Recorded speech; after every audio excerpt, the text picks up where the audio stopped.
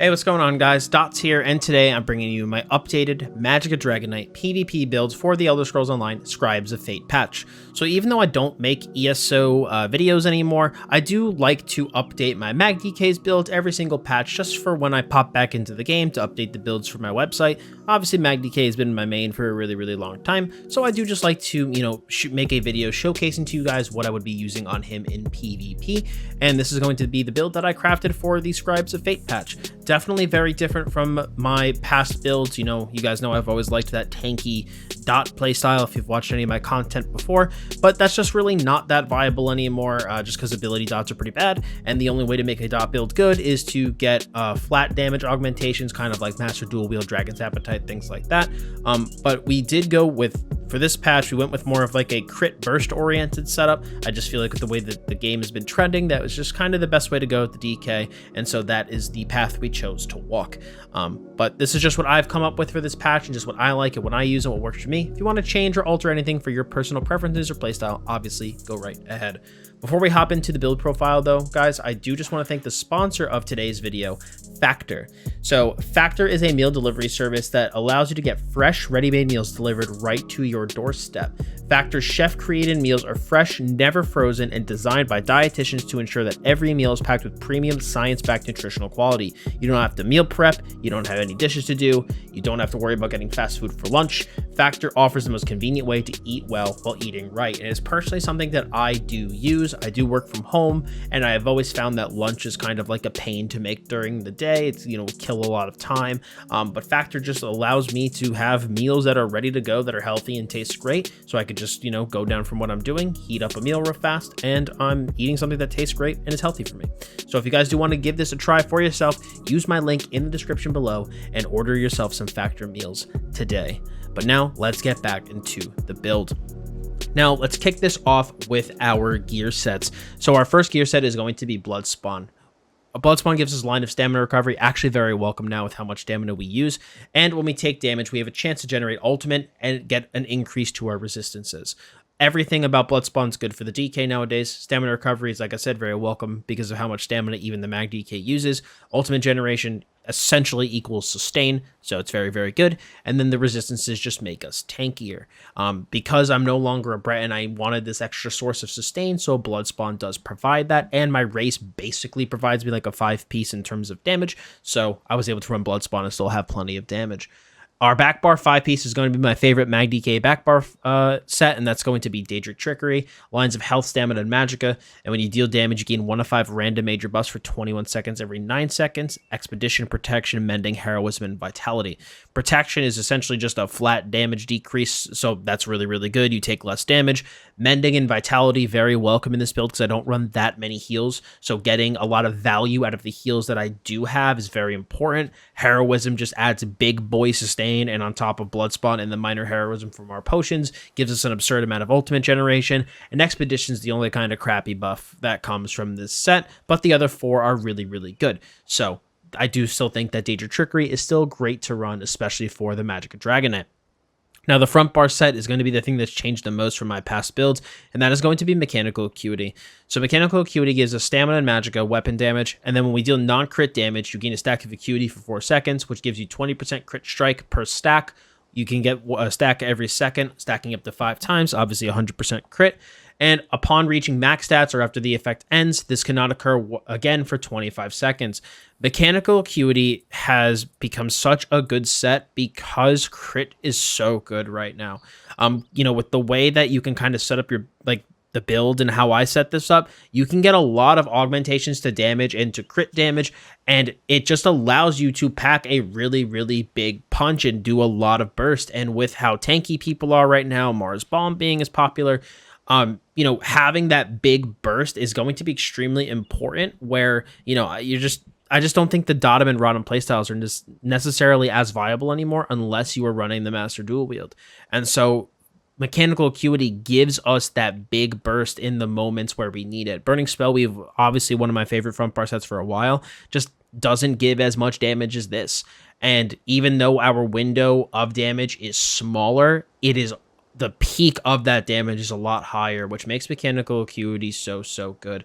I just think it's a great front bar 5 piece right now. It also augments our healing a lot, giving us, the extra crit, gives us a lot more heals, plays well with, Daedric Trickery, giving us healing augmentations. We can get, we can run Fighting Finesse in our CP, which essentially is like an offensive defensive hybrid CP, but then it allows us to essentially have 3 offensive CP. Just running high crit right now, I think, has a lot of value, which is why we run mechanical acuity. In terms of our, 2 1 pieces that we have left over, we obviously run Trainee for additional health, and then we run the Mark and Ring of Majesty because I don't really like Sea Serpent Coil. I don't like being slow, so I would prefer to get the 200 extra weapon damage and 2300 armor. Great stat density, no drawbacks, which is why I really like Markin. In terms of our weights and traits, we run 3 heavy, 3 light, and 1 medium. In terms of traits, we run all impen with the exception of our chest, which is reinforced, and then all of our body enchants are going to be prismatic. In terms of jewelry, we run 1 infused spell reduction, 1 infused increased magical harm, and 1 arcane increased magical harm.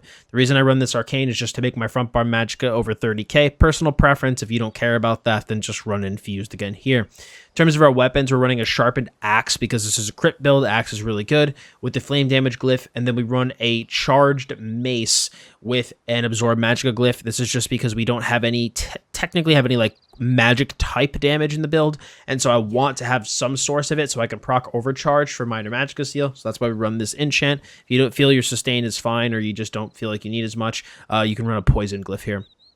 Back bar is going to be an ice staff for the ability to block and generate Magicka through heavy attacks, defending trait for the resistances, and then a berserker glyph to increase that weapon damage for our heals or for when we want to go offensive on the front bar. Now in terms of our skills, we have Molten Whip. We use Molten Whip because Flame Lash stinks. It's just not as good. Molten Whip, whenever we use an Art of Flame ability, we gain a stack of Seething Fury, which makes our next Molten Whip deal 20% more damage. It increases our weapon damage by 100 for up to 15 seconds. This could stack up to 3 times. This also has dual cost, costing Magicka and Stamina. It's going to be the better whip choice between the 2 morphs. Burst is king right now. Unfortunately, too, with the way that Flame Lash works, because it's a debuff on your enemy and not a buff on your character. If you're fighting outnumbered, trying to pick out the exact target that is off balance so you can hit them with your Power Lash, it's just unnecessarily difficult and complicated, and it's just not as good. It's just not as good right now. Pressure-based spammable in a burst meta, Molten Whip is just the superior choice. We use the new Chains of Devastation as well. This gives us a gap closer that cannot be dodged or reflected. And then this gives us Major Berserk and Major Expedition, giving us a 10% damage increase for 4 seconds, as well as 30% movement speed with that Major Expedition, which is kind of why Expedition from Trickery stinks. Chains is really good because, again, burst meta. They also completely neutered Burning Embers, so Burning Embers is dog water right now. And Chains just gives us what we need. Damage, basically when I'm in my acuity window and I have 2 stacks on my whip, I'll chains into my opponent, leap for the damage and the stun, and then follow that up with a 3-stack whip, and bada bing, you deal a lot of damage. So chains really good. Highly recommend it. It's also nice too that I was fighting a Sork the other day in Cyrodiil using this build, and in the past, they streak away and you can't keep up, but now it's just like chains, and they're not able to escape. So really good skill. Happy to see it actually be viable again, because this is a skill I used a long time ago. So very happy. Shattering Rocks is still going to be our stun of choice because it heals. We also, again, are not running Flame Lash. We don't really need the root from Fossilized. Cannot be blocked or dodged. One of the best CCs in the game. So it's going to want to be what you run on that front bar. We use Noxious Breath as our breath choice simply because the Major Breach deals more damage than Engulfing Flames, so that's why we run this. This also gives us a source of poison damage, and we could proc the poison status effect for another dot, plus that gives us stamina return when it does proc, and because we have charged, the odds of that are pretty good. This again is also an Ardent Flame ability, so it helps stack up Molten Whip just like Chains does. Our 5th ability is going to be Flames of Oblivion. This is essentially your spammable. Really good skill. Gives you crit on that front bar, Major Prophecy, and Savagery. And then you also just deal, you shoot out 3 little fireballs at enemies that deal damage. Really good skill. This is, like I said, this is pretty much like my spammable, assuming that Noxious is up. If I'm going through my normal rotation, it's, Flames of Oblivion, or Noxious, Flames of Oblivion, Chains, Whip. But, assuming Noxious is still up, I would just do Flames, Whip. Flames, Chains, Whip. It's pretty much the kind of the combo I like to use. So, Very, very good skill. A lot of damage, essentially kind of our pseudo-spammable. I use Leap on the front bar as my primary ultimate. You gap close, you deal damage, you get a big shield, you stun, you look really cool, the ultimate's cheap. It's always been my favorite ultimate on the DK. I really, really, really like it. I think it offers a lot, especially when you're outnumbered. So, Ferocious Leap going to be my burst ultimate of choice, and, you know, offensive, defensive. This is literally just an all-purpose ultimate, and, you know, especially with how big our health pool is, the shield's quite large, so I do really like it. Back bar, we are going to be using igneous weapons. Main reason is that it is the most Magicka efficient source of major brutality and sorcery for the MagDK. It also gives us stamina back when we use it, ultimate back, just a good skill, just literally to give us the buff that we need. We use Resolving Vigor still as our main hot, just due to the fact that it's better than Rapid Regen, and it gives us Minor Resolve, giving us that physical and spell resist to make us even tankier. So very, very good heal. Coag is going to be our main burst heal. This is what we're going to be using when we need to heal in a pinch. Actually, skill's really solid now. Really, really good. It's been good for a while now. I remember back when it was totally crappy, but nowadays it's been really, really good. So, you know, main burst heal in the MagDK, not much else to say about it. Volatile Armor is going to be your armor buff of choice. It also throws out another flame dot, returns flame damage when enemies hit you with a direct damage attack in melee range. It's just the good armor buff. So, you know, the other morph isn't as good, so we use Volatile. This is also a good way to be able to catch people out of stealth for cheap. You can use Noxious to catch people out of stealth, or you can use Volatile. Race Against Time is going to be our movement ability, Rest in Peace Mist Form. I use Mist Form on some characters, but I don't like it as much for the DK. And I mean, it's kind of obvious, too, to want to use Rat when I'm playing a crit build. So Minor Force, especially lasts so long now. It's 20 seconds. So we're able to get, you know, the crit increase from the Khajiit, the crit increase from our CP, Minor Force from Rat, Major Berserk from Chains. It's just another damage augmentation to be able to have. And it also gives us 4 seconds of Snare Immunity and Bait Expedition. So very, very good kiting tool. And it's not that expensive. So that's why we use Rat.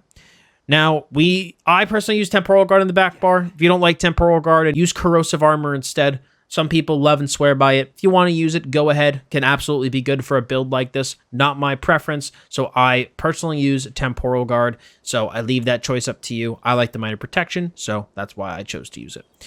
Now, in terms of our stats, we have 30k max mag on the front bar with 31.5k on the back bar, 32k maximum health with 23k maximum stamina, 1052 magic recovery with 762 stam, about 3500 damage, and then we have about 6800 unbuffed penetration, but don't forget, there's like another 6k on top of that from Noxious. We have 19.5k spell resistance, 17.2k physical resistance, but don't forget, we also have major resolve, minor resolve, and we have blood spawn kicking in, so we are well over the resist cap. And then we have about 2100 critical resistance. We run the Atronach Mundus for the magic recovery. We run Bewitched Sugar Skulls for the buff food for the tri-stat. And then we are a Vampire Stage 3 for access to Undeath. We need it to be tanky, so I personally still do like playing as a Vamp Stage 3. The biggest thing that has changed about my DK that has not changed since Wrathstone, really quick, we do 2 in a health and 62 in a Magicka, is the fact that I am now a Khajiit. I've been a Breton since Wrathstone, okay? So obviously there must be a good reason if I race change my DK after that long. And it's because the Khajiit offers an insane crit damage passive, 12% crit damage and crit healing. That is like a 5-piece damage bonus as a passive. It is insane. And if you combine it with, again, our CP, if you combine it with Minor Force, Major Berserk, it's part of the reason why this build deals enough damage, running like only 1 damage 5-piece. I would not deal nearly as much damage as I do if I was not a Khajiit. I do think if you want to play this build in the way that I play it, Khajiit is pretty necessary. If for some reason you do not want to race change to a Khajiit, I would say you'd want to change Bloodspawn to be like Balorg or something else offensive. Otherwise, you will not deal enough damage. But I personally ran Khajiit because I just felt like, again, for a build like this, it just simply makes the most sense. We also do get increases to all of our tri-stats, as well as 90 Magicka health and stamina recovery. Stamina recovery especially is actually pretty welcome, again, with how much stamina we use. So, yeah, my DK is a cat. Definitely not something I expected. And then in terms of our potion, I still do use the hyper expensive minor heroism pots. Magicka Stamina, Minor Heroism for 47 seconds. Super, super good pot. Insanely fucking expensive. So if you do not want to use these, I would recommend running regular tri-stat pots. But if you can afford them, these are by far the best. In terms of our champion points, guys, we are running Master at Arms for 6% single target, or 6% direct damage. Ironclad for 6% direct damage reduction. Fighting Finesse for 8% critical damage and healing, kind of like that hybrid offensive-defensive star like I mentioned earlier, as well as Deadly Aim for single target damage. Basically, just whip deals more damage. Boundless Vitality for 1400 max HP. Pain's Refuge for damage reduction based off of how many negative effects we have on us, up to 20%. Sustained by Suffering for increased recoveries when we're under the effect of a negative effect, which is just all the time.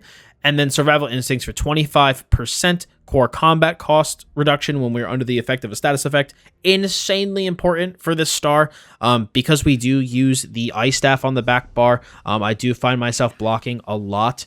Don't put points in Trifocus, by the way. We want our block to cost stam. I do block quite a lot in this build, and so being able to have that 25% cost reduction is incredibly important. Green CP is up to you. In terms of the rotation, you're pretty much just going to want to maintain the Rat Minor Force buff, Volatile Armor, Resolving Vigor Minor Resolve buff, Igneous Weapons Major Brutality, Front Bar, maintain Fu. Also, you're going to want to maintain Noxious Breath debuff on your enemies. And then you're kind of just rotating through like what I talked about earlier, your basic damage rotation. When everything else is maintained, it's just Flames twice, Chains, Whip. When you have Leap, weave that in there.